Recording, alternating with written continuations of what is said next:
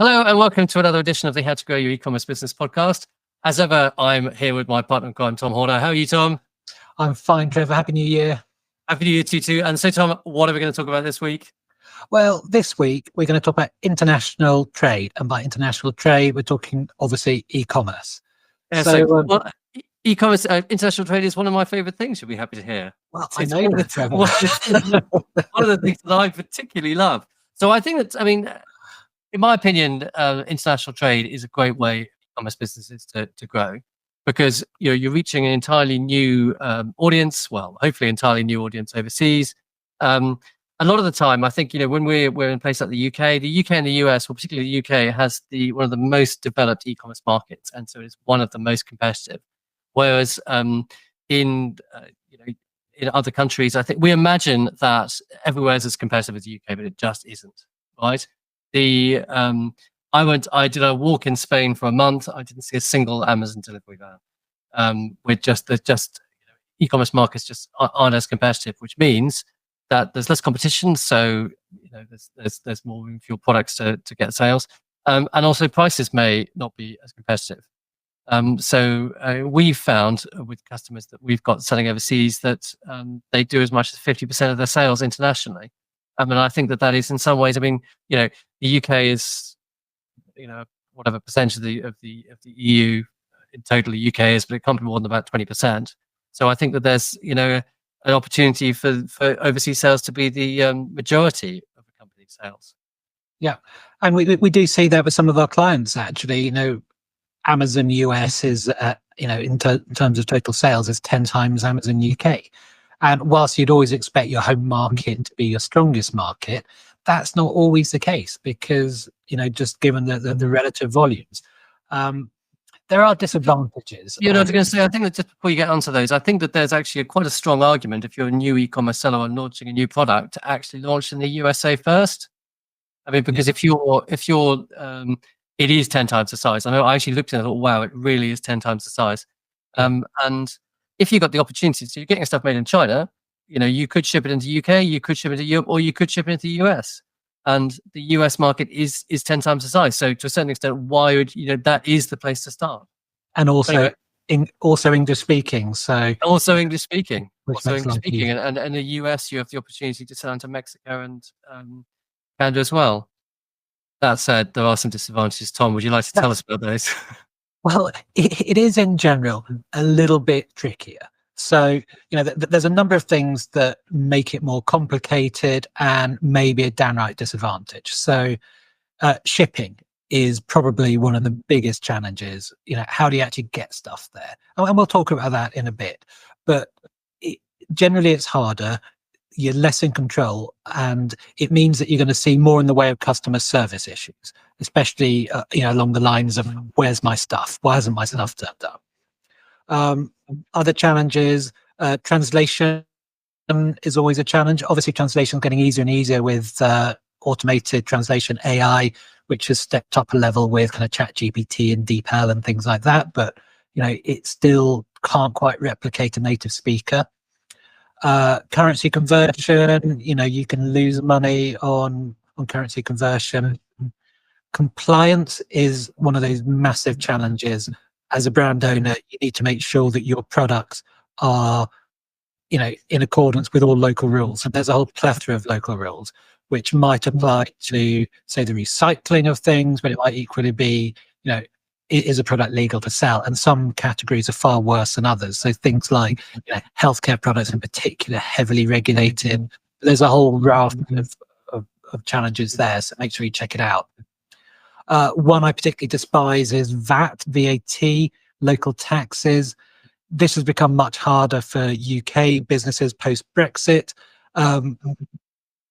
If in doubt, talk to a tax expert. There are people who are happy to help you out with VAT, but there are challenges. And just to name one, it's if you sell products over £150 into the EU, there's a duty collection issue. There's ways around it, but it's a challenge. And I guess lastly, fragile items, if you're shipping stuff a long way, things that are fragile are more likely to break. So make sure your packaging is good and robust, but you will, again, see more in the way of customer service issues? Yeah, I'd say, I mean, compliance, I mean, just think about some of those things. Customer service, I mean, it is a lot easier with Google. Google Translate is excellent. And having used it for years, I can tell you that you get very few issues with it. Currency conversion, if you're selling on a website, the payment systems tend to slightly, I'm going to put this politely because I'm not a polite kind of person. They're generous to themselves. That was polite. Currency conversion. So they'll tend to do things like, PayPal, for example. If you're using PayPal, they will charge you an extra, like as much as 2% internationally, and then an extra fee, and then plus 2%. I mean, something like Shopify. Well, you can't remit. You can only remit your funds. You can only withdraw them in one currency, and what that means is, you might take a payment. You have a UK bank account or a US bank account. You can only withdraw in that currency you've got registered for Shopify. So they will give you they will be generous themselves with the currency conversion rate, and there's nothing you can do about that. I mean, and in fact, I would say that having looked at their accounts, they make a very significant portion of their profits on currency conversion. Oh yeah. And so, I mean, because you think about, I mean, Shopify do. I mean, I did work it out, but it's like £1 billion a day or something goes through Shopify, and and if they can get an extra 0.1% on that because of international trade things, it's where they make their money. With compliance, I mean, I think it's with things like Amazon, it's very important to read their rules first, and I've become very unstuck on this. I mean, for example, I listed a baby walker in Canada, and they really don't like that. And they pulled it, and I listed it again, and they shut my account down. So you've actually got to bother. You've got to bother reading things, which I didn't at that time. They simply won't let you sell on some platforms if you haven't given them the requisite information. So yes, getting much hotter on them. But also in places like Germany, it's putting in an EPR number. This is related to the German packaging recycling scheme. And if you don't do it, they just won't let you do it. Now, none of these things are hard in themselves, but there's just a lot more of these things to do. And in your home market, you're likely to have all these things set up already. In these new markets, you won't. So you just got to find out what they are and do them. And Amazon will, in actually some ways, tell you what's important, because if you don't do it for Amazon, it won't let you sell. Let's talk about different ways of shipping stuff internationally. So broadly speaking, let's say you're a company based in the UK. You've got a number of options.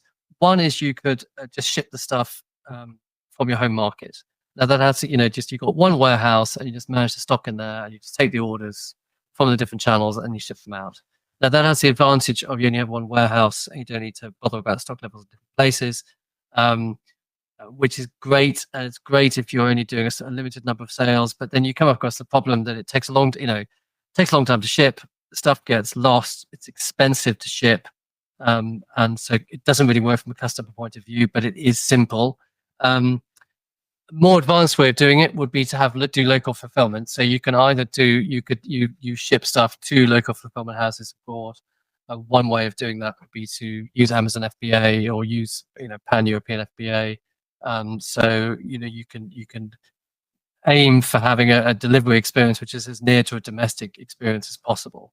But a kind of a hybrid of this would be something like Amazon's remote FBA service, where the stuff is in your home country, but they make it available internationally. And for that, you don't, because it's all stayed in the UK, you don't trigger any VAT issues with storage. So I would say start it off shipping locally, see you get on with that, and then if that works, then consider doing the local fulfillment. Yeah, I think it depends as well in terms of what are your strategic aspirations. So if you think that overseas should be a really important part of your business, you probably want to invest more time and money in doing it properly and go for a more advanced engine, which might mean that you have to have a third-party logistics warehouse, in Europe, wherever it might be. So, ask yourself some questions. Is international for you simply the icing on top of the cake, or is it a fundamentally important part of your business? That will probably help determine which route you take. But a simple approach can often be a good way to dip your toe in there and assess what is the demand for your products, because what your brand is probably well known in your local market. You might have no brand awareness at all in overseas markets, and you might want to test using simple ways first where your product is most accepted overseas. Yeah. Let's just talk about the major sales channels. So I'd say that the big ones to look at are Amazon. Is in maybe as many as 20 countries these days. It's certainly in the UK, US, Canada, France, Italy, Germany, Spain, Netherlands, Poland, Sweden, Turkey. The list goes on. Japan, and UAE, Singapore. Almost all of these you can sell, and they work pretty much the same in every country, and you can access them from the same account, which makes it really, really easy to manage. Because if you know how it works in the UK, I can tell you that it works almost exactly identically in every other country. The only countries you're going to have a problem with are, I think, Egypt and India. I think it's hard to get set up from the same account. You need a company, which in some ways, actually, if you can then do that, it's actually there's much less competition in those countries. So Amazon, and Amazon also is a totally contained marketplace. So what that means is that you can list your products and you can buy advertising, and you can have, you can drive traffic to your products from within each market. So it's like a one-stop shop, and it's got a fulfillment service. eBay also strong internationally, obviously a much, much smaller market, but doesn't have that fulfillment piece. So it's not like a one-stop shop. You need to do your own fulfillment with eBay. Google Shopping. So if you've got your own website, the best way of driving traffic to that was via Google Shopping. And you can set up for that you would need your own website, and you can localize it using something like Shopify, Shopify Markets, which is Shopify's native localization service. Anyway, we'll talk about Google Shopping in a minute. And finally, so I'd say they're the three biggest ways of getting international sales. After that, you're into kind of local markets, and the local markets, there's a bit of a hodgepodge. There are some big ones. In France, there's Cdiscount. In the Netherlands, there's Bol. In the US, there's Walmart. They're ones that are easy to sell on. What have I missed out, Tom? Easy-ish. I mean, Bol requires you to have an EU company. Used to be easy. Easy. There's, did you say Allegro? I didn't say Allegro, but I should have done. Allegro is Poland. Yeah. And there's obviously various ones in the Far East, and if that floats your boat, they have challenges, Tmall, Rakuten, that kind of thing. So there's a whole list of them out there. And what's going to work for you is probably going to depend on what categories your products sit in, and local markets. I mean, you just never know quite what local markets are going to accept. In a past life, I had a really good business selling products to put weight on into Nigeria. They liked, that they saw larger people as healthier and wealthier. So, compact. Yeah, that kind of thing. I mean, can't sell it for love nor money in the UK. So, it's about working out what suits your products. Whether you can sell them, they're called ice cream tubs. Well, there is that. It's called Krispy Kreme donuts. And in fact, people buy them all the time. That's the problem. Yes, they wanted a more what would you call it? It's going into Cafe Nero and buying one of those really sugary coffees with spray cream on top, and then caramel and little donuts, the spoonfuls of sugar, marshmallows. So yes, there we go. Right. Let's talk about Google Shopping, Tom. Tell us about how you would generate sales from your Shopify website using Google Shopping internationally. Okay, well, we've talked about Shopify in a previous podcast, and we talked about how it's pretty easy on Shopify to create specific markets covering whatever territories you want, and you can use some kind of automated translation to create your copy in those markets. So you can set up a an overseas website pretty easily. The challenge is always, and it's the same in the UK, the challenge is how do you drive traffic? And your number one lever is Google Ads. So the great thing about Google is you can set up country specific campaigns. So, you can, across Europe, set up a campaign in every country, set it targets. What you're going to need is obviously your asset groups. You can translate them yourself, or you can let Google do it.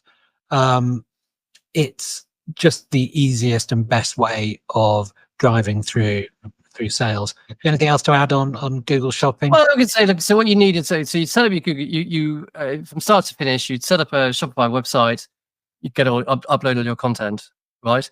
Then you install the app, which is Google Shopify Markets, and that would that will translate your content and create effectively a different view of the site for every market, and it will do the currency conversion. So that will get you, and you could take payments via Shopify, via ShopPay and PayPal, for example. So that gets you your translated, localized version of the site. Then what you do is you need an app to create local a feed, like a product feed for each market, because you probably don't want the same products in each market. You feed that into Google Merchant Center to create the feeds, which then go into Google Shopping, into Google Ads, and then from there you would create your Google Shopping campaigns, one for each country. Simples. That's how you do it. That's how you do it. So just a word on translation. There's kind of two levels of translation. There's the kind of the Google Translate, which was market leading up to a year or two ago, and then you have another level, which is the ChatGPT, the DeepL, whatever you're going to use, but they come out of the large language models. You do get a better quality of translation out of those. So there's always debate. Do you have your website manually translated so it's as good as it can be, or do you have it automatically translated so that it's always up to date?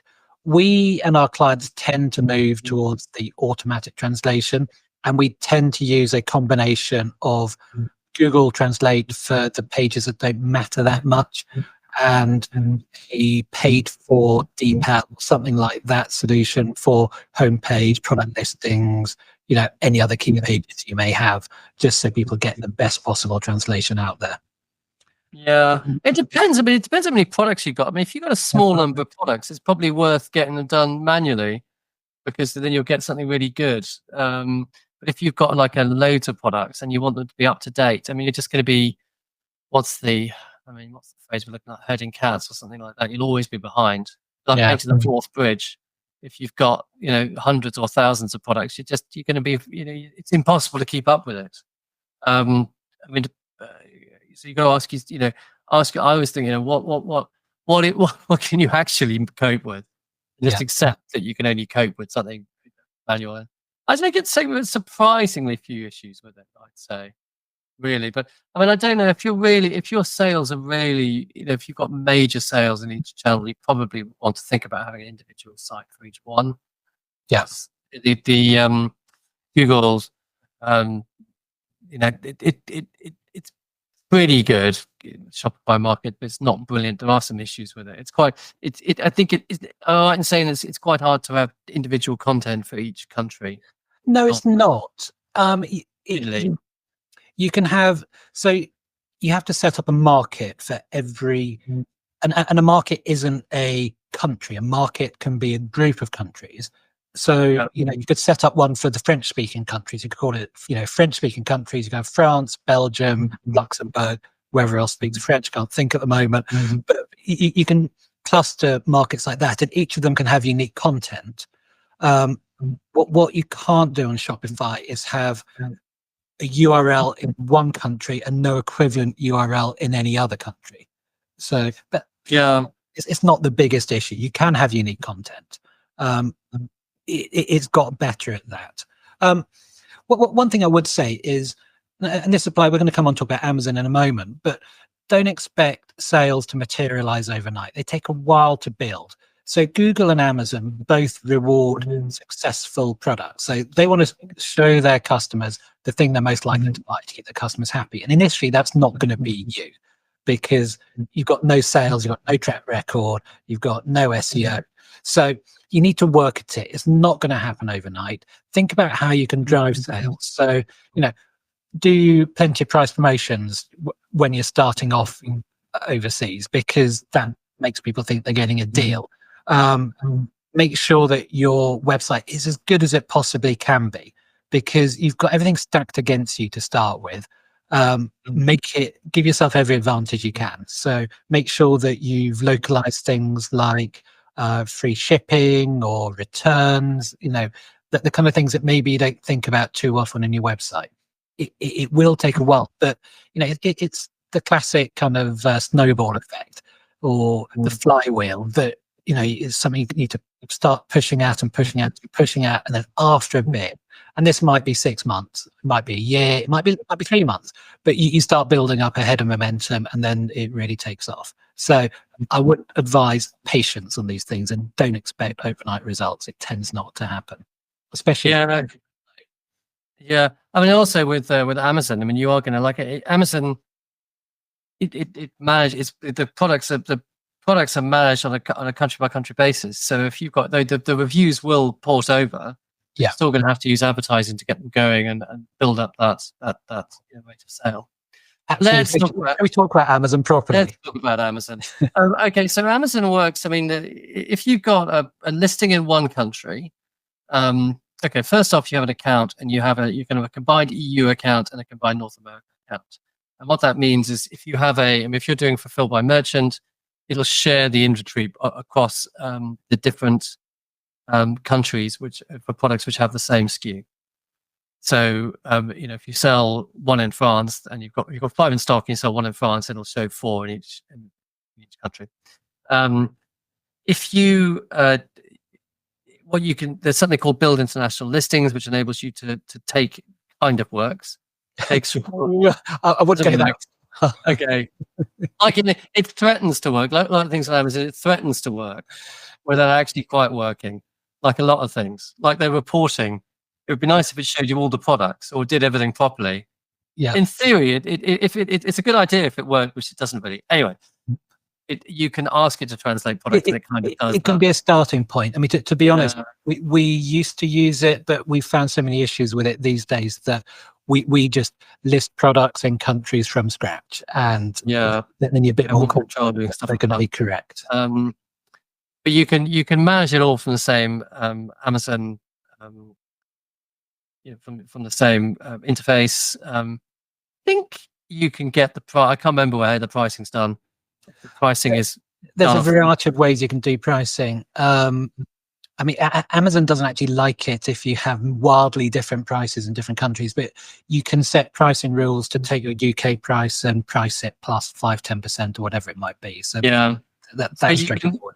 You can do so. Imagine if you're a UK seller, you can do something called remote FBA, which means that you offer your UK inventory in the EU, and that means that it will. But what it'll do is it'll add its extra. It'll convert the price and add €5 to it. So it's not very. So it's again, if you're looking just to get some additional sales and dip your toe in the water, you could do it like that. They will take. So because all your inventory is in the UK. They will worry about, well, you don't have to worry about the additional VAT registrations.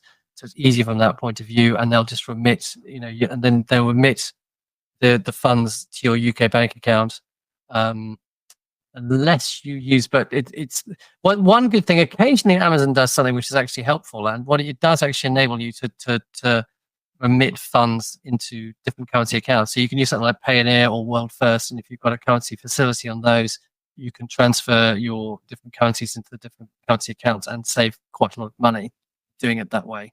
Yeah, so just a picky point, but if you're doing remote fulfillment by FBA, you're technically making a sale in your local market. You're selling it to Amazon in your local market. So from a VAT transaction point of view, let's say your home market's in the UK, you're making a UK sale at your UK price, and then Amazon buy it from you and they ship it overseas. So there is no, on that particular example, that there is no currency translation to take place. Now, that is remote FBA. If you're going into pan-EU FBA, you are making the sale in each individual market, and then the whole VAT and currency translation comes into effect there. And if you're doing FBM, so if you're selling on Amazon.com, if you're selling on Amazon France and doing FBM, then there would be a currency translation. There would be, and if you're selling pan-EU FBA in Amazon France, there would be currency. But if you're doing remote FBA from, say, the UK, there wouldn't be. Yes. Okay, I'll give you that. The what else we can say about? Okay, so So that's the remote FBA option. You can use pan-European FBA, which is where you ship the stuff into European. You ship it. Pan-European FBA enables you to have a single pool of inventory in the EU and ship prime eligible throughout the whole EU. And this is where I'm going to get slightly stuck. Under certain conditions, I think you need to have a certain number of VAT registrations, and you need to have a listing live in France, Italy, Germany, and Spain. You need to have at least 2 VAT registrations, and you need to have a live listing in France, Italy, Germany, Spain. I think. Correct. Yes, and so that the importance of the VAT registration is that to store stock in a country, and this applies to any warehouse, not just Amazon's warehouses. If you want to store stock in a country, you need to have a VAT registration there.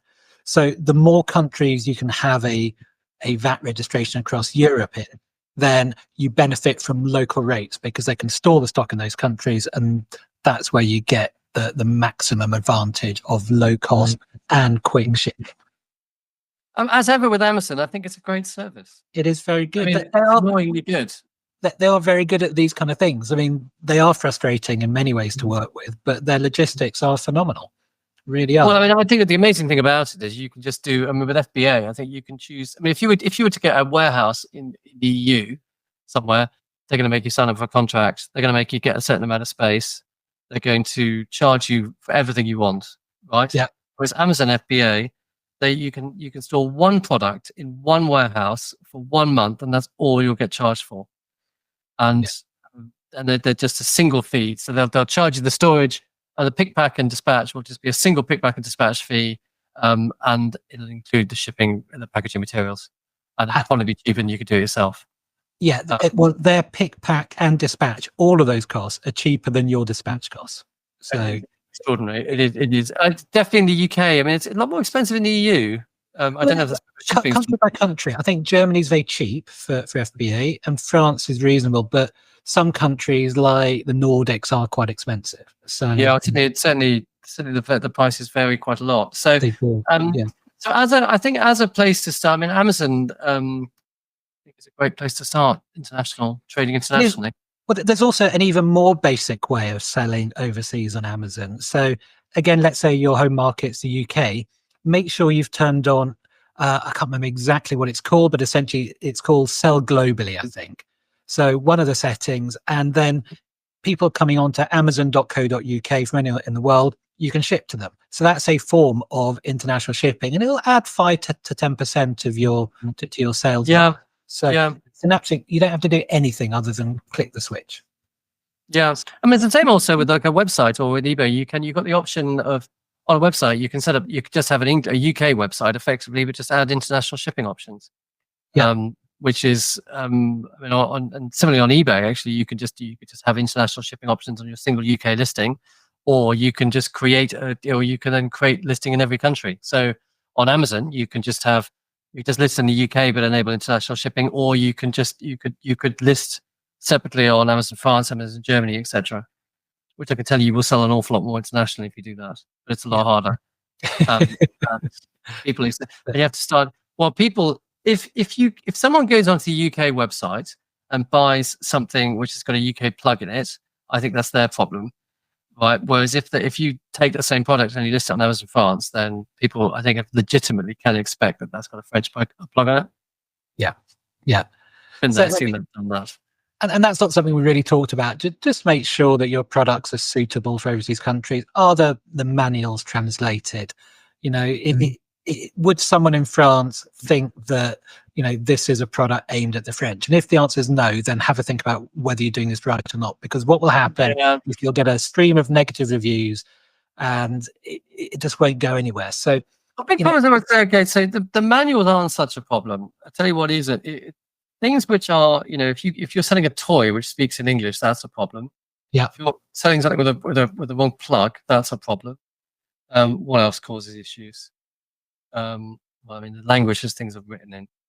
The manuals, it's a fair comment, but I have to say that is not something which I really ever came across as an issue. It depends what you're selling. So, I mean, in the past, when you're selling toys, not so important, but if you're selling technical, and we've seen this with one of our clients who sell water filters, then it's a more technical sale, and it needs to be. People actually read manuals. I'm not sure anyone actually reads. As a last resort. I don't know. One solution is to put your manuals, translations of your manuals on the website. So, if you only want to have one UK SKU with an English manual, by all means do that, but put the manual on your website so people can access it. And I'm amazed that people still have manuals with their products. Actually, I don't know. I'm sure that's going to end soon, because why do it's like why do you need it? Because some great big thick manuals, you could just, no one reads it, and then you could just have a link on the product or something. And increasingly clients are putting manuals live on their website, and then you can keep it permanently updated and make changes. So it's not a bad solution. I'm just amazed when you buy like a packet of paracetamol, right? It's got an instruction leaflet. And you always open the packet in the way that you have to take the leaflet out first. I'm never. I just don't understand it. I mean, it's like, the crap that you get in these boxes. I mean, it's just the rubbish that gets generated from these things that no one reads. I happen to know that with any medicines, that the manual is entirely mandatory, and you get approval from the Medicines Authority for that specific leaflet that you're sending out. And if you make any changes, you have to get a new agreement. There must be. I mean, the number of people who read these things must be 1 in 10,000. I think it's higher than that, and not everyone's like you who has the confidence just to open it and have a go. It's just like beak them. Yes. So I think people probably read them a lot more than you think.